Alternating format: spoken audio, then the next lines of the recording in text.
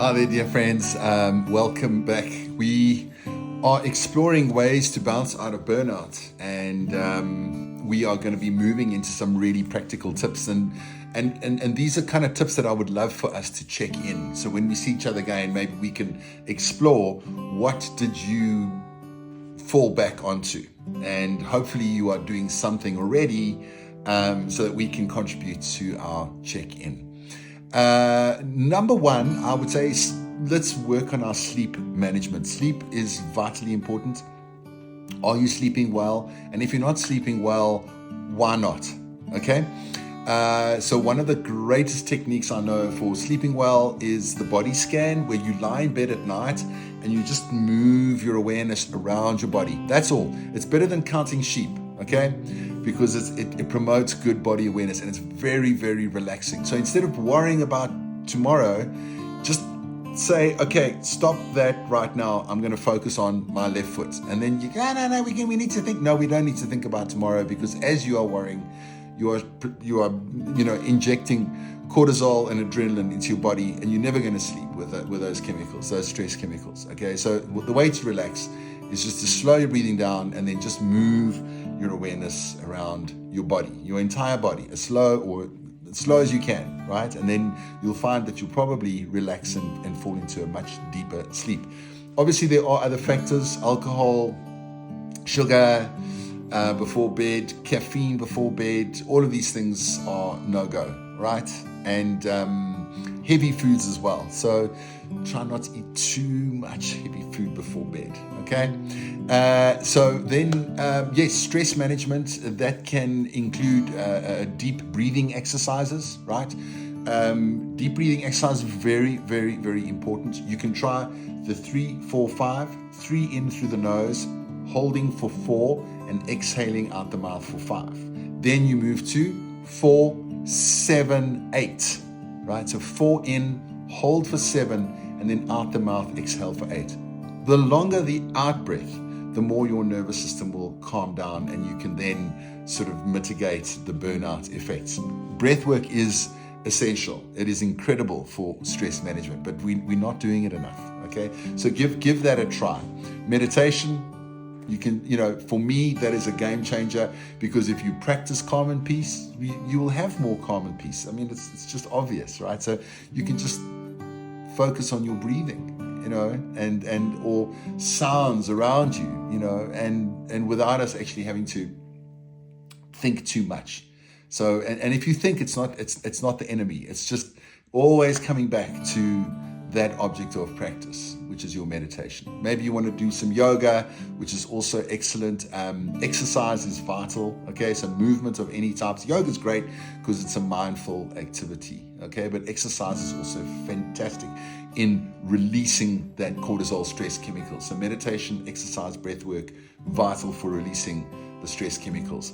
Setting boundaries is a big one, okay? Setting boundaries, saying no, or can we postpone, and making more time for yourself as best you can to prioritize your own needs and your well-being, because you need to put that oxygen mask on your face first, right, before you help somebody else.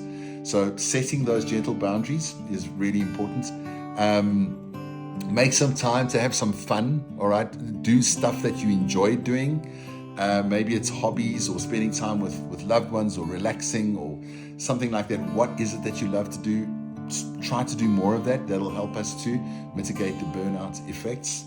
5, practice gratitude. Gratitude can then also help us, because from burnout we can experience depression, where it's very difficult for us to feel grateful about anything. So if we ramp up our gratitude, we can then mitigate those harmful effects, okay?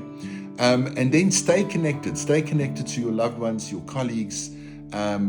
Create a support system. Talk to your friends, talk to your colleagues about your stresses and what you're going through. And they may jump in and help you. My father didn't talk about it.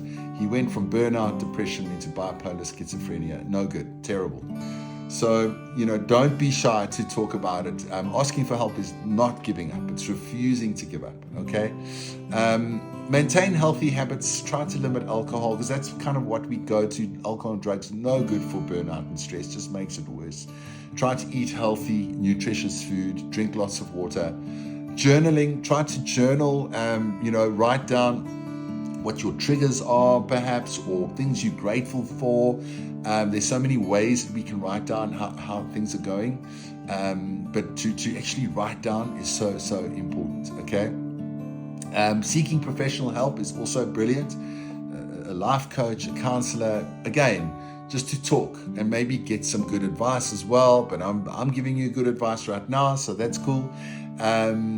Practice self-compassion. So this is the thing, we often feel very, our self-worth is very low, and we're A-type people, and those are the type of people that are going to burn out, sadly.